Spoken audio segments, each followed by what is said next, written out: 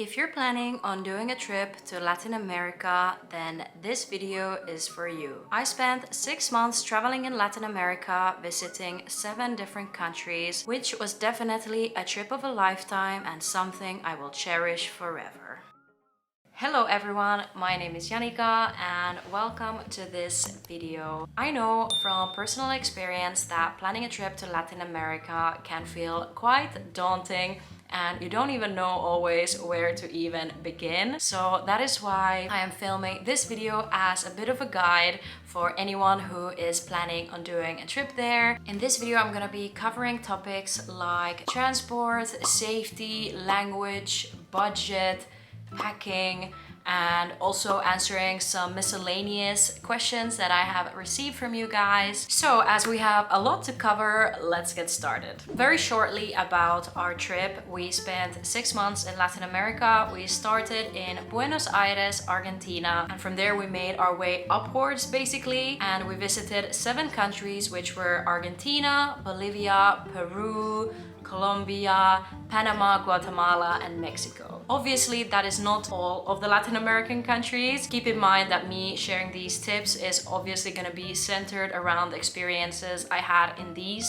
7 countries that we visited. Also, what we heard from other people visiting the neighboring countries as well. If you're maybe interested in our exact itinerary, I'm gonna write that down in our description box because it's gonna take a while if I'm gonna start now going through every city and tour and stuff that we did. If you want to see our route, I'm gonna write it all down. You can check it out from there if you're interested. A lot of questions and comments that I've gotten have been centered around, do you need to be able to speak Spanish when going to Latin America? I would say learn at least the basics, because in most of the places people do speak Spanish and also some like indigenous languages, but English is not used the same way as in other parts of the world maybe. I was quite surprised though. I found that quite a lot of people did speak English, but I would still say that learning some basic Spanish skills will get you a long way. I was honestly learning a lot through using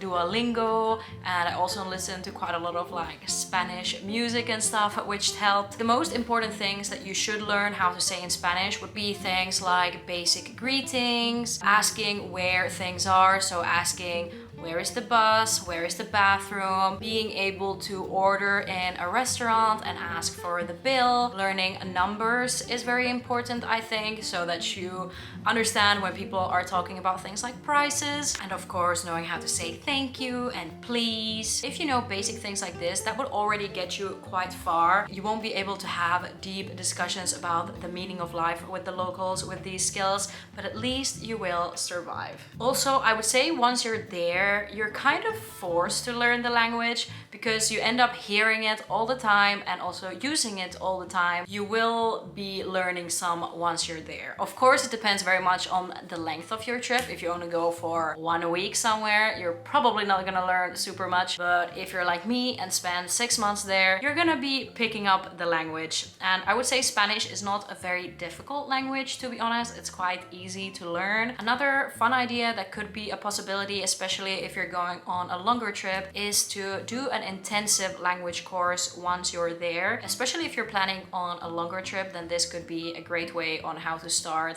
and to get the hang of the basics. So when it came to transport, we mainly used buses and minibuses and like shared vans. This was the most affordable and just available option that there was. During our whole trip, we actually used the train only once, and that was when we did a day trip from Buenos Aires to Tigre.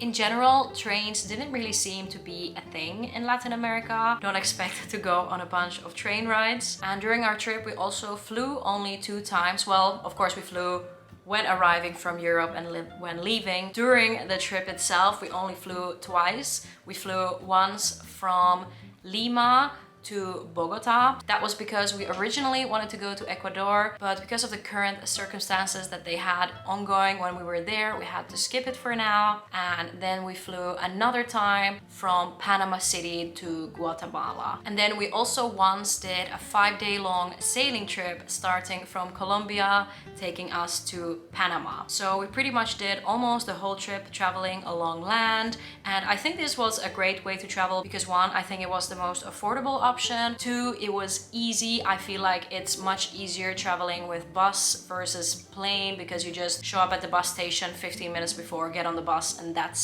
it. This way you also got to see more of the country, I think, on these bus rides. And yeah, because we didn't have a strict time schedule on our trip, we had the time to take buses, so we didn't have to fly a lot. I also found it easier to cross to another country when you did it by land versus flying. Surprisingly, the immigration on land was more relaxed and chill than when you flew somewhere.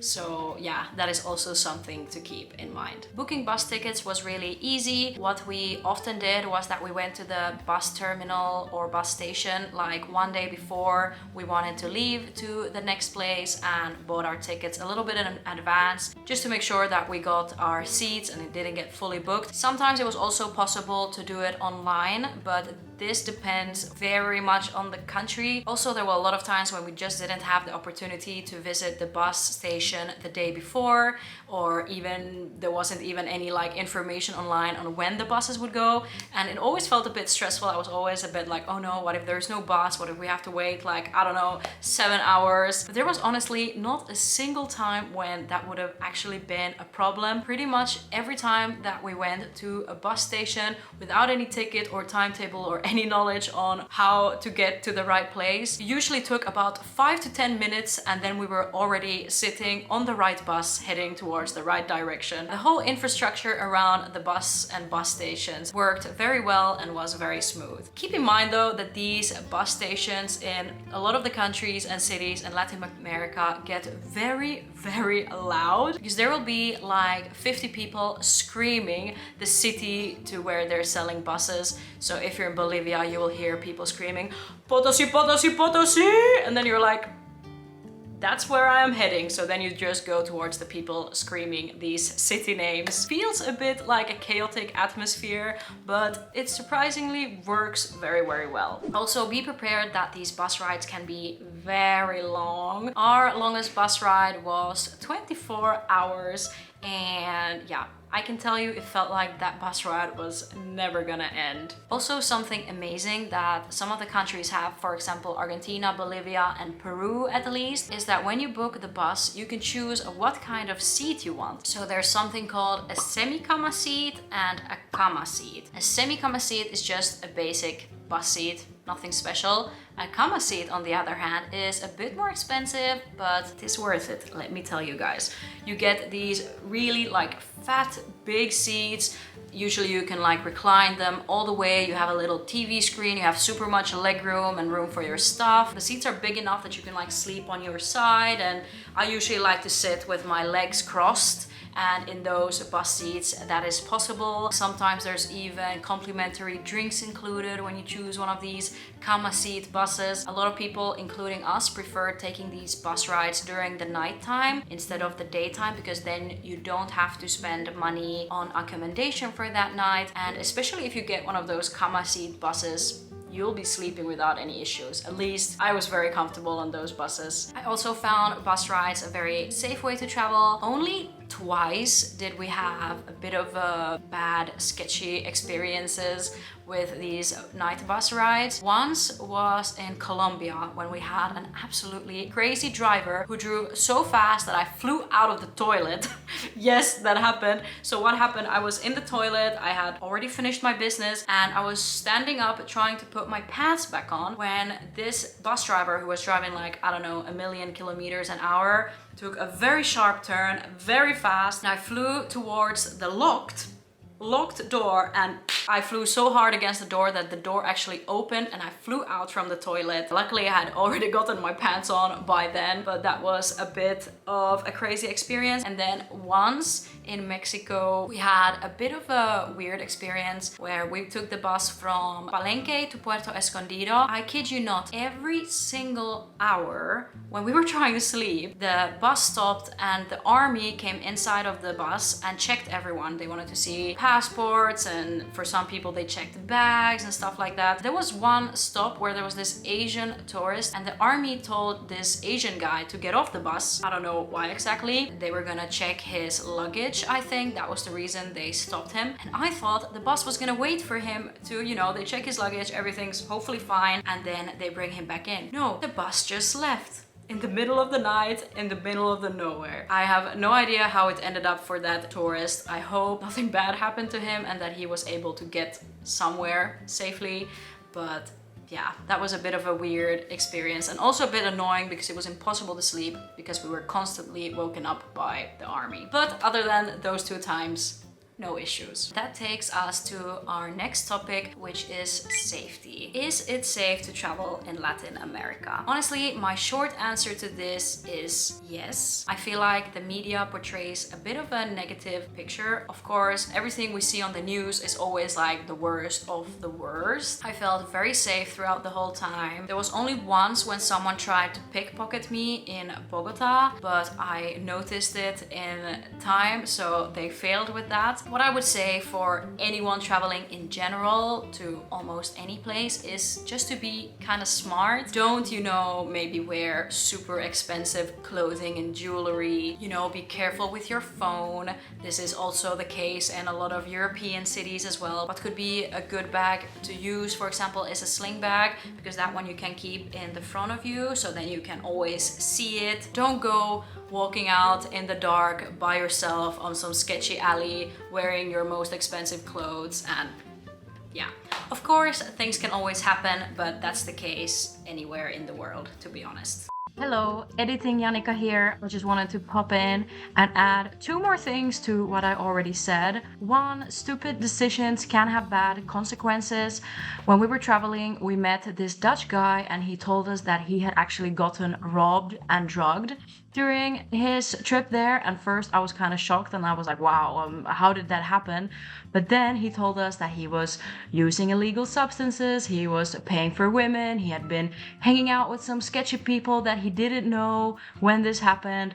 So yeah, if you take part of these kind of things, then of course bad things can happen. So like I said, be smart, don't do stupid things. And the second thing, do always do your research. There are some areas that are safer than others. For example, in most major cities in the world, there will be some slightly more sketchy neighborhoods and areas. So do your research, check what are places that you should avoid, and then avoid them. For most people, these might seem like very obvious things, but I still wanted to put it out here so that you guys can stay safe and yeah, just be smart. That's the most important thing, just generally when traveling. The sad reality in Latin America is that I feel like it's actually more unsafe for the locals versus tourists. If someone commits a crime towards a tourist, the consequences are greater, because then things like diplomatic relations and stuff come into play. We did meet like local people with some quite rough and heavy stories about what had happened to people they knew. We also didn't really get sick during our trip, which was once. My boyfriend got food poisoning. I had some times where my stomach was acting a bit up, but we didn't like have to visit the doctor or anything a single time. So yeah, I feel like we got quite lucky in that sense. When it came to vaccines, there was only one vaccine that we took that was kind of like compulsory, and that was the yellow fever vaccine. We were told that in Bolivia they might actually check if you have that vaccine, and also in some parts of Peru. I also think like the hepatitis vaccines are recommended. We both already had that from before, and then also just like basic vaccines. I also ended up getting the rabies ones because I know myself, I'm gonna be petting some stray dogs and cats, even though you really shouldn't. This is like a safety tip, do not do what I do. I knew myself well enough for that, so I also decided to get the rabies vaccine. Even though nothing bad happened when we were there, we didn't get seriously sick or robbed or anything. Of course, when traveling, it is always very important that you have proper travel insurance. And then we're getting into all about budget, money. Is it expensive? How much money did we spend? All that. In general, I didn't find traveling to Latin America very expensive. I also wouldn't say that it's super cheap either. it's somewhere there a bit in the middle. Roughly speaking, in 6 months time, we spent around 9,000 euros each. And this includes pretty much everything: transport, accommodation, food, activities, tours, all of it. So I don't think that's that much. I had actually much more saved just in case, but I ended up spending less money than I thought I would.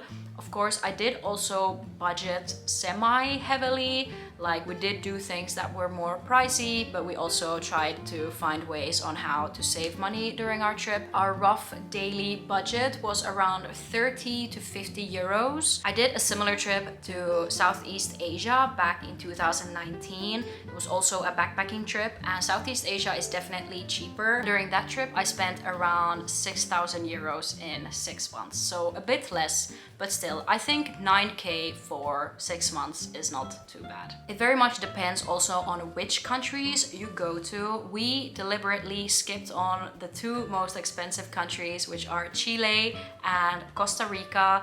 I would love to visit those 2 countries sometime in the future, but we thought that for this trip, because we were trying to do it a bit on a budget, we decided to skip them. So if you're also someone who's planning on going backpacking to Latin America, or just generally don't have that big of a budget to spend, then here are some tips. 1, just in general, budget well. Write down how much money you spend in a day, how much money you have left. Be mindful of your money. Transport-wise, as I already shared, traveling by land is definitely the cheapest option. When it came to food, I feel like we could have been even more frugal than what we were. The cheapest option would be, of course, to eat at like very local restaurants that are a bit further away from like touristic areas. Eat street food, cook yourself, that kind of thing. But I'm a very big foodie, and I love food. That was one thing that, even though we didn't go to like fine dining or any like expensive places necessarily, but I still wanted to just be able to eat what I wanted to eat without stressing about money too much. For accommodation, what we mostly did is that we stayed in private rooms but in hostels. So in this way you kind of got the best of both worlds, and because you get the privacy of having your own room, but you also get the social aspect of being in a hostel and being able to meet fellow travelers. When I went to Southeast Asia back in 2019, I couldn't care less on where I slept. I could have slept probably in a ditch and been okay with it. Now I have gotten a little bit older, I have a bit higher standards, so I did notice that staying in a nice-ish accommodation was kind of important for me. We still stayed in quite affordable places, but we usually didn't choose the cheapest option available, because I noticed like things like having a window is kinda nice. I feel like the further along we got in the trip, the more picky we got with our accommodation. I know a lot of people always say that, well, you know, accommodation, that's just where you sleep, it doesn't really matter. To be honest, I find it nice to have a place where you can escape to a little bit and actually relax and, you know, chill and have a nice time, versus sleeping in a place where you feel like you have to escape the accommodation because it's so horrible. We were still able to find quite nice accommodation also for a fair price during our trip. If we would have wanted to save even more money on it, it would have been possible for sure. Another good tip that I have for you is, when it comes to tours, is to always book on the spot. I know it might sound a bit scary and be like, but what if, you know, everything's fully booked and then I can't join? There are maybe some tours that are like, I don't know, super popular that you should maybe book in advance, especially if you have a shorter trip and a tight time schedule. But the price difference from booking online versus booking on spot can be huge. For example, there was this one, just like a boat tour that we did online. They were selling the tickets for this boat tour for 30 euros. And in person it was 5, so 6 times cheaper for the exact same boat tour. What we usually did is that we walked to a few different ones and compared the prices, because the prices could vary a lot. Like for the exact same tour, different agencies could be selling them for very different prices. Oftentimes, if you take the tour in Spanish, it is actually cheaper than do it in English. We often did this, even though our Spanish is still kind of beginner level and broken. Often taking the Spanish tour was like half cheaper, and we were still able to like understand most of it, especially after traveling already for a while there. And also a lot of the times the other people that were taking the same tour, there were almost always someone who spoke both Spanish and English perfectly. So a lot of the times other people ended up helping translating things for us if needed, if we really didn't understand something. If you check out my travel vlogs, I always put out like prices in the video, like the price of the food, accommodation, tours, etc. that we spend. If you're interested in a specific place, then you can look through my video, see if I have been there, and I will have listed the prices from that place in the video itself. So yeah, check that out if you're interested and haven't. And then we come to the topic of packing. I actually made a whole separate video about packing back before we went to the trip. Honestly, if I now look back on that video, I feel like I did quite an okay job. Probably I could have packed less. I would say less is always better because you do have to carry around the stuff that you bring.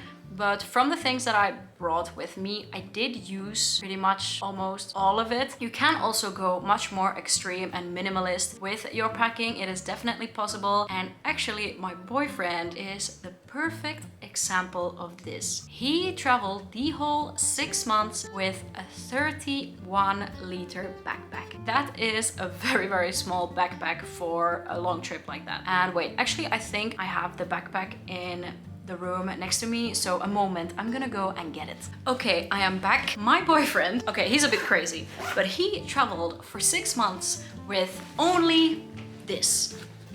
This is like just a basic day-to-day backpack. If you don't want to pack a lot, it is also possible to do it like my boyfriend did. And keep in mind, we were in different climates and he was still able to fit it all in this backpack. Okay, he doesn't have like a big camera or anything like that, which kind of helps.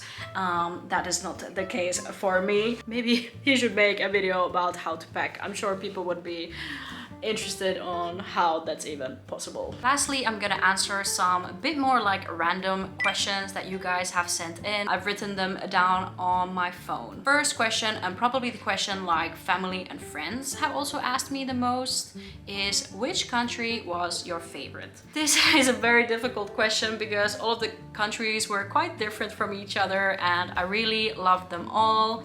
Also, I feel like it's a bit unfair to compare because, for example, in Argentina, we only spent 3 weeks and only saw like Buenos Aires and the northern parts. We didn't see the whole Patagonia region, versus then in Colombia and Peru, we spent 6 weeks and we really saw a lot. So of course, those countries are gonna go higher up on the list. Just purely off of my experiences, I would maybe say that my favorite country was Colombia. I just loved the vibe there. The people were super friendly. I love reggaeton music and bachata and salsa and dancing. So that country was just kind of right up my alley. Yes, it was a bit more rough than maybe the other countries, but I don't know. I really, really loved Colombia. Also, I would say Peru and Mexico are definitely on the top of the list. What country had the best food? Hands down, no questions asked. Peru. Peru for sure. What was your favorite experience? That's also a tough one, but I would say the top experiences were probably sailing in the San Blas Islands, seeing Machu Picchu. The tour we did to the Amazon rainforest was definitely like a long dream come true to me. The Uyuni tour that we did in Bolivia was amazing. Like the landscapes we saw on that tour were like no other I've ever seen, especially that one lagoon we visited full of flamingos with volcanoes in the background. Like, that was probably the most beautiful place I've ever seen. Also, I just loved a lot of the cities that we visited. I really loved Buenos Aires and Lima and Medellin. It is really hard to say, but yeah, those things at least come to my mind first. Do you want to go back? 100% yes. Like I said, we only went to 7 countries, and also in those countries we didn't always see everything, so I definitely will have to visit Latin America again at least a few times, I would say. I would really love to go back to Peru and see like the more northern parts. This time we had to skip it because when we were there were some floodings there, so it wasn't really possible to travel there at the time, so we had to skip it. Then I would also really love to go to Ecuador. Unfortunately, when we were there we had to skip Ecuador, even though it was originally on our plan. We were supposed to visit it. Especially the Galapagos Islands are like a dream of mine to visit someday. Then I'd really love to visit also Brazil and Chile and Nicaragua and the whole like Patagonia region in Argentina. There's just so much to see and do over there, and even if we spent 6 months there, it wasn't nearly enough. What was your favorite thing about traveling in Latin America? I would say the diversity. Like, I was really pleasantly surprised about how diverse everything was, because I remember at the end of my Southeast Asia trip that things got maybe a bit repetitive. Like, of course that area is like on the map, that area is of course smaller versus, you know, whole of Latin America. So at the end of the Southeast Asia trip, I remember thinking like, if I need to do one more island hopping tour, I'm gonna lose it.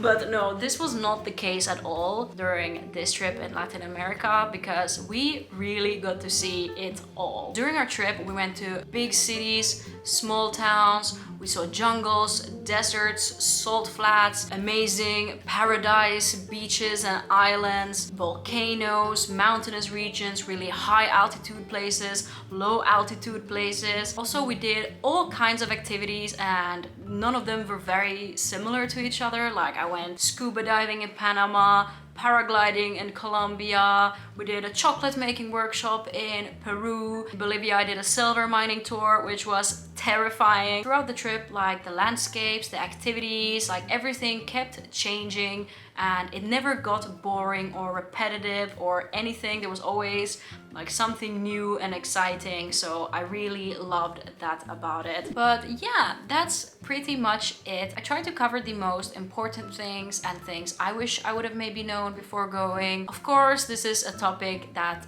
you could probably go on about endlessly, but I don't want this video to be 2 hours long, so I'm gonna wrap it up here. I purposely decided not to talk about things like visas because that is so depending on where you are from. I'm afraid that's something you will have to figure out yourself and check what kind of visa requirements your passport has and stuff. I hope you have found this video useful. If you're planning on doing a trip to Latin America or one of the countries there soon, then have an amazing time, and I hope this video helped you at least a little bit. If you have any questions, as you probably do, as I wasn't able to cover everything, then please feel free to drop them down below and I will do my very best to answer them. If you enjoyed this video, please give it a thumbs up and remember to subscribe to my channel to join the journey. Thank you so much for watching, and I'll see you guys again on my next adventure. Bye bye!